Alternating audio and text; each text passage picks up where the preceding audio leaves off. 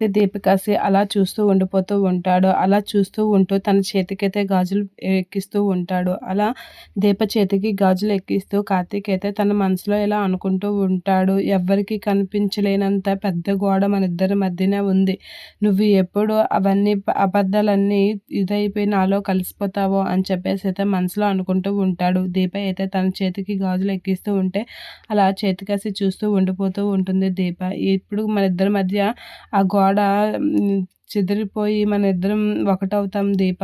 నేను నిన్ను దీనిగా అడగలేను. నువ్వు ఆ విధంగా నన్ను చూడలేవు. ఇద్దరి మధ్యన అటువంటి వ్యత్యాసాలు ఎప్పుడు పోతాయో అని చెప్పేసి అయితే కార్తీక్ అనుకుంటూ ఉంటాడు మనసులో. ఇక దీప అయితే అబ్బా అని చెయ్యి అనేసరికి ఏం దీప నేను నెమ్మదిగా ఎక్కిస్తాలే అని చెప్పేసి అయితే మళ్ళీ కార్తీక్ అంటూ అలా బ్యాంగిల్స్ ఎక్కిస్తూ ఉంటాడు. అలా బ్యాంగిల్స్ ఎక్కిస్తున్న కార్తీక్ని అయితే దీప అలా చూస్తూ నవ్వుకుంటూ మురిసిపోతూ ఉంటుంది. ఇక కార్తీక్ అయితే చాలా శ్రద్ధగా గాజులైతే ఎక్కిస్తూ ఉంటాడు దీపకి నొప్పి కలగకుండా.